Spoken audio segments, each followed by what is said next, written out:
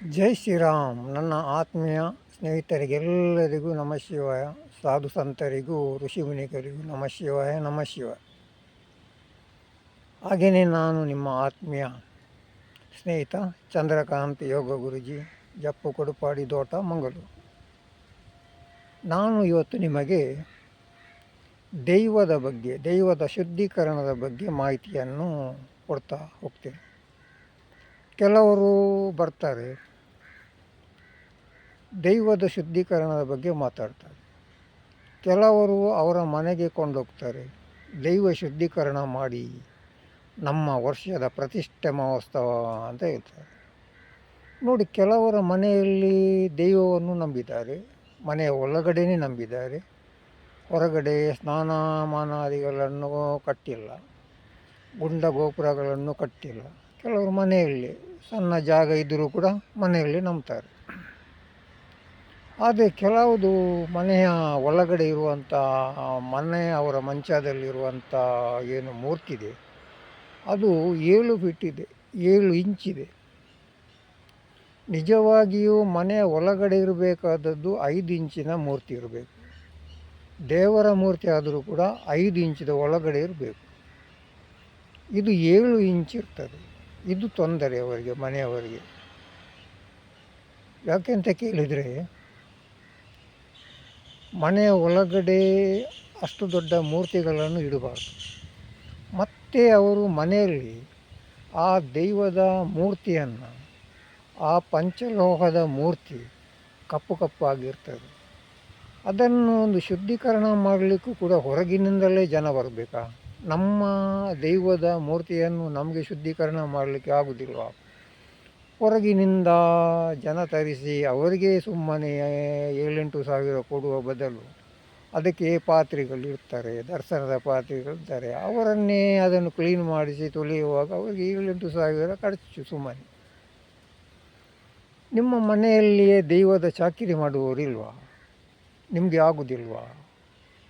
ಅದನ್ನು ದೈವದ ಮೂರ್ತಿಯನ್ನು ಶುದ್ಧೀಕರಣ ಮಾಡಲಿಕ್ಕೆ ಅದಕ್ಕೆ ಬೇರೆ ಹೊರಗಿನಿಂದಲೇ ಪೌಡರ್ ಬೇಕಾ? ನಿಮ್ಮ ಮನೆಯ ಒಳಗಡೆನೆ ಲಿಂಬೆ ಹಣ್ಣಿನ ನೀರು ಮತ್ತು ಹುಣಸೆ ಹಣ್ಣಿನ ಏನು ಉಂಟು, ಅದನ್ನು ಎರಡನ್ನು ಮಿಶ್ರಣ ಮಾಡಿ ಒಂದು ಲಿಕ್ವಿಡ್ ಥರ ಮಾಡಿ,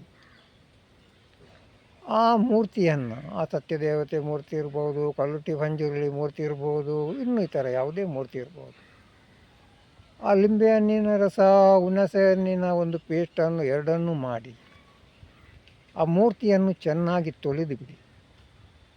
ಅವಾಗ ಅದು ಫಳ ಅಂತ ಹೊಳೆಯುತ್ತದೆ. ಆ ಕಪ್ಪಾದ ಮೂರ್ತಿಯನ್ನು ನೀವು ವರ್ಷಗಟ್ಟಲೆ ತೊಳೆಯದೇ ಹೋಗಿದ್ದಾರೆ, ಅದು ನಿಮಗೆ ನೆಗೆಟಿವ್ ಎನರ್ಜಿ ಬರ್ತದೆ, ಹಳೆಯದಾಗಿ ಕಾಣ್ತದೆ. ಅದಕ್ಕೆ ಹೊರಗಿನಿಂದ ಜನ ಬರುವಂಥ ಅಗತ್ಯತೆ ಇಲ್ಲ, ನಾವೇ ಮಾಡ್ಬೋದು. ಶುದ್ಧೀಕರಣ ಆದ ಮೇಲೆ ನಮ್ಮ ಆಗಮ ಶಾಸ್ತ್ರದ ಪ್ರಕಾರ, ಅಥರ್ವಣ ವೇದದ ಪ್ರಕಾರ, ಯಾರ ಹತ್ರ ಆದರೂ ನೀವು ಸ್ವಲ್ಪ ತಿಳಿದುಕೊಳ್ಳಿ. ಆ ಮೂರ್ತಿಯನ್ನು ಶುದ್ಧೀಕರಣ ವರ್ಷಕ್ಕೆ ನಾವು ಒಂದು ದೈವವನ್ನು ನಾವು ಪುನರ್ ಪ್ರತಿಷ್ಠೆ ಮಾಡುವಾಗ ಕೂಡ ನವಕ ಕಳಸ ಇಡಬೇಕಂತ ಹೇಳ್ತಾರೆ. ಯಾಕೆ ಇಡಬೇಕು? ಏನು ನಾವು ದೇವರನ್ನು ಶುದ್ಧೀಕರಣ ಮಾಡೋದಾ?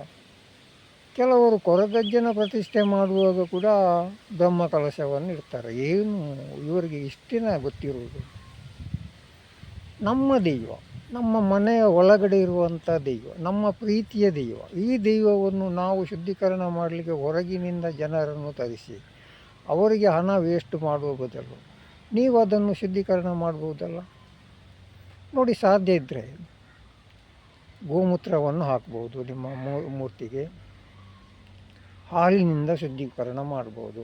ನಾನು ಪಂಚಾಮೃತದಿಂದ ಶುದ್ಧೀಕರಣ ಮಾಡಿ ಅಂತ ಹೇಳುವುದಿಲ್ಲ. ಅದು ನಿಮ್ಮ ನಾಗನನ್ನು, ನಿಮ್ಮ ಮನೆಯ ಒಳಗಡೆನೇ ಕೆಲವರು ನಾಗ ಆರಾಧನೆ ಮಾಡ್ತಾರೆ, ನಾಗನ ಮೂರ್ತಿ ಇಟ್ಟುಕೊಂಡಿದ್ದಾರೆ, ನಾಗನ ಎಡೆಯನ್ನು ಇಟ್ಟಿದ್ದಾರೆ.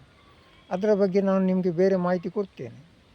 ಆದರೆ ದೈವವನ್ನು ಶುದ್ಧೀಕರಣ ಮಾಡುವಾಗ ಗೋಮೂತ್ರ ಅದರಿಂದ ಕೂಡ ಶುದ್ಧೀಕರಣ ಮಾಡಿ, ಹಾಲಿನಿಂದ ಶುದ್ಧೀಕರಣ ಮಾಡಿ, ಮತ್ತು ಎಲ್ಲ ಥರದ ಶುದ್ಧೀಕರಣ ಆದ ಮೇಲೆ ಒಂದು ಜುಟ್ಟಿರುವ ತೆಂಗಿನಕಾಯಿಯನ್ನು ಹಣ್ಣುಕಾಯಿ ಮಾಡುವ ರೀತಿಯಲ್ಲಿ ಒಡೆದು ಅದರ ನೀರನ್ನು ಮೂರ್ತಿಯ ಮೇಲೆ ಹಾಕಿ, ಅಲ್ಲಿಗೆ ಪರಿಪೂರ್ಣ ಶಕ್ತಿ ಬರ್ತದೆ. ಅದಕ್ಕೆ ನಿಮ್ಮ ದೈವಕ್ಕೆ ಬೇರೆ ಆಗಮಶಾಸ್ತ್ರದ ಪ್ರಕಾರ ಅಥರ್ವ ವೇದದ ಪ್ರಕಾರ ಮಂತ್ರತಂತ್ರವನ್ನು ಯೂಸ್ ಮಾಡಲಿಕ್ಕೆ ಹೋಗಬೇಡಿ, ಅಗತ್ಯ ಇಲ್ಲ. ಅದು ನಮ್ಮ ದೈವ, ನಮ್ಮ ಪ್ರೀತಿಯ ದೈವ. ಅದು ನೀವು ಏನು ಬೇಕೋ ಹಾಗೆ ಅದು ಏನು ನಿಮ್ಮ ಮನಸ್ಸಿನಲ್ಲಿ ಕೆಲಸ ಅಂತ ಸಂಕಲ್ಪ ಮಾಡಿದ್ದೀರಿ ಅದನ್ನೆಲ್ಲ ನಮ್ಮ ದೈವ ಮಾಡಿಕೊಡ್ತದೆ. ಅದಕ್ಕೆ ಹೊರಗಿನಿಂದ ಜನ ಅಗತ್ಯ ಇಲ್ಲ. ಒಂದು ತೆಂಗಿನಕಾಯಿಯನ್ನು ಹಣ್ಣುಕಾಯಿ ಮಾಡಿದ ಹಾಗೆ ಮಾಡಿ ಆ ಮೂರ್ತಿಯ ನೀವು ತಲೆಗೆ ಒಂದು ಅಭಿಷೇಕ ಮಾಡಿದ ಹಾಗೆ ಮಾಡಿದರೆ ಆ ಮೂರ್ತಿಯನ್ನು ನೋಡಿ, ಮತ್ತೆ ನೀವು ಅದರ ಒಂದು ಕಲೆಯನ್ನು ನೋಡಿ, ಅದರ ಶಕ್ತಿಯನ್ನು ನೋಡಿ, ಅಷ್ಟು ಪವರ್ಫುಲ್ ಆಗ್ತದೆ. ಇಷ್ಟು ಮಾಡಿದ ನಂತರ ನೀವು ಆ ಪರ್ವದ ದಿವಸ ನಿಮಗೆ ಗೊತ್ತಿದ್ದೋ ಗೊತ್ತಿಲ್ಲದೆಯೋ ಆ ಮೂರ್ತಿಯ ಹಿಂದುಗಡೆ ಎಲೆ ಹಾಕಿ, ಅಕ್ಕಿಯನ್ನು ಹಾಕಿ ಒಂದು ಸ್ವಸ್ತಿಕನ್ನು ಇಡ್ತೀರಿ. ಅದರ ಅರ್ಥ ಏನಾದರೂ ನಿಮಗೆ ಗೊತ್ತುಂಟ? ಯಾವುದೇ ಒಂದು ಕೆಲಸವನ್ನು ನೀವು ತಿಳಿದುಕೊಳ್ಳದೇನೆ ತಪ್ಪು ಮಾಡ್ತಿದ್ದೀರಿ. ತಿಳಿದುಕೊಳ್ಳಿ, ಅದರ ರಹಸ್ಯವನ್ನು ತಿಳಿದುಕೊಳ್ಳಿ. ಈಗ ದೈವದ ಹಿಂದುಗಡೆ ಒಂದು ತೆಂಗಿನಕಾಯಿಯನ್ನು ಇಡ್ತಾರೆ, ಎಲೆ ಹಾಕ್ತಾರೆ, ಅಕ್ಕಿಯನ್ನು ಹಾಕ್ತಾರೆ. ಅದರ ಉದ್ದೇಶ ಏನು? ಈಗ ಬಾಳೆ ಎಲೆ ಹಾಕುವ ಉದ್ದೇಶ ಅದು ಪೂರ್ಣ ಸ್ವಚ್ಛವಾಗಿರುವಂಥ ಒಂದು ಸೊತ್ತು ಅಂತ ಹೇಳಿದರೆ ಬಾಳೆ ಎಲೆ, ಅದಕ್ಕೆ ಮಡಿಮೈಲಿಗೆ ಇಲ್ಲ. ಮತ್ತು ಅಕ್ಕಿಯನ್ನು ಇಡ್ತಾರೆ, ಅದು ನಾವು ಹೇಳ್ತೇವೆ ಒಂದು ಸೇರು ಬೇಕಂತ. ನಿಜವಾಗಿ ಒಂದು ಸೇರಿನ ಬದಲಿಗೆ ಒಂದು ಪಾವಿನಷ್ಟು ಹಾಕಿಬಿಡಿ ಎಲೆಗೆ, ಅದನ್ನು ಸ್ವಲ್ಪ ಅಗಲ ಮಾಡಿ. ಒಂದು ತೆಂಗಿನಕಾಯಿಯನ್ನು ಜುಟ್ಟು ತೆಗೆದದನ್ನು 3 ಕಣ್ಣುಂಟು ಅದರಲ್ಲಿ, ಅದರ ಒಂದು ಕಣ್ಣು ಬಿಡಿ, ಆ ಮೊಳಕೆ ಬರುವುದು. ಅದಕ್ಕೆ 2ಕ್ಕೆ ನಿಮ್ಮ ಪ್ರಸಾದವನ್ನು ಹಾಕಿ ಅದನ್ನು ಇಡಿ. ಅದನ್ನು ಇಡುವ ಉದ್ದೇಶ ಏನಾದರೂ ನಿಮಗೆ ಗೊತ್ತುಂಟಾ? ಗೊತ್ತಿಲ್ಲ. ಅದಕ್ಕೋಸ್ಕರ ಒಂದು ಏನುಂಟು, ನಮ್ಮ ತೆಂಗಿನಕಾಯಿಯಲ್ಲಿ ವಿಶೇಷವಾದ ಪವರ್ ಉಂಟು. ವಿಶೇಷವಾದ ಪವರ್ ಏನಂತ ಕೇಳಿದರೆ ಅದನ್ನು ಹೇಳಲಿಕ್ಕೆ ಅಸಾಧ್ಯವಾಗಿದೆ. ಅದನ್ನು ಇಡುವ ಕಾರಣ ಸಾಕ್ಷಾತ್ತಲ್ಲಿ ಸ್ವಾಮಿ ಇದ್ದಾರಲ್ಲ, ಗಣಪತಿ, ಗುರುವನ್ನು ಇಟ್ಟಾಗೆ ನಮಗೆ ಮಾರ್ಗದರ್ಶನ ಸಿಗ್ತದೆ. ಅದರಲ್ಲಿ ಗುರುವನ್ನು ಇಟ್ಟ ಮೇಲೆ ಅಲ್ಲಿ ಏನಾದರೂ ನಮ್ಮಿಂದ ತಪ್ಪಾಗಿದ್ದರೆ ಒಂದು ವೇಳೆ ಆ ಗುರು ನಮ್ಮನ್ನು ಶ್ರಮಿಸ್ತಾರೆ ಮತ್ತು ದೈವವು ಶ್ರಮಿಸ್ತದೆ. ಅದಕ್ಕೋಸ್ಕರ ಇದರ ಬಗ್ಗೆ ಇನ್ನಷ್ಟು ತಿಳಿದವರ ಹತ್ರ ತಿಳಿದುಕೊಂಡು ನೀವು ಆ ದೈವಕ್ಕೆ ಪಣಿಹರವನ್ನು ಹಾಕುವುದು ಹೇಗೆ, ಆ ದೈವಕ್ಕೆ ಸಿಹಿಹಾರವನ್ನು ಇಡುವುದು ಹೇಗೆ, ಆ ಒಂದು ಪರ್ವಕಾಲದಲ್ಲಿ ದೀಪ ಇಡುವ ಕ್ರಮ ಹೇಗೆ, ಇದನ್ನೆಲ್ಲ ತಿಳಿದುಕೊಂಡು ನೀವು ಮಾಡಿದರೆ ದೈವ ನಮ್ಮನ್ನು ಯಾವಾಗಲೂ ಕೈ ಬಿಡುವುದಿಲ್ಲ. ದೈವ ನಿಮಗೆ ಏನು ಕೇಳ್ತೀರಿ ನೀವು ಅದನ್ನು ದೈವ ಕೊಡ್ತದೆ.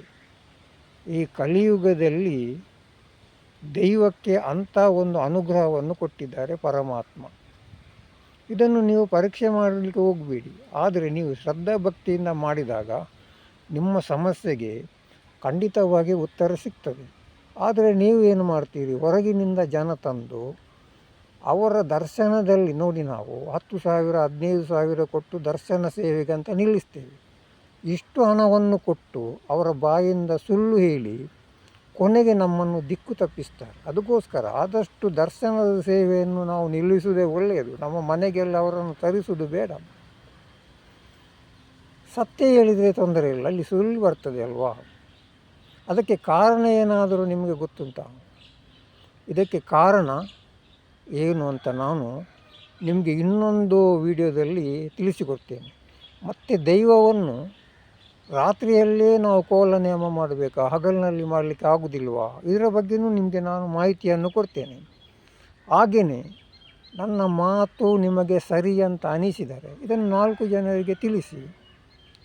ಹಾಗೆಯೇ ನನ್ನ ಫೋನ್ ನಂಬರ್ ಕೂಡ ಬರೆದಿಟ್ಟುಕೊಳ್ಳಿ. ಏನಾದರೂ ವಿಷಯ ನಿಮಗೆ ಮಾತಾಡಲಿಕ್ಕಿದ್ರೆ ನೇರ ಬಂದು ಮಾತನಾಡಿ, ಕುಟುಂಬ ಸಮೇತ ಬಂದು ಮಾತನಾಡಿದಾಗ ದೈವದ ಆರಾಧನೆಯ ಬಗ್ಗೆ ನಿಮಗೆ ನಾನು ಆದಷ್ಟು ಮಾಹಿತಿಯನ್ನು ಕೊಡ್ತೇನೆ. ನನ್ನ ಫೋನ್ ನಂಬರ್ 9880254627. ಫೋನ್ ಮಾಡಿ ಬನ್ನಿ, ನಾನು ನಿಮಗೆ ಮಾಹಿತಿಯನ್ನು ಕೊಡ್ತೇನೆ. ಜೈ ಶ್ರೀರಾಮ್.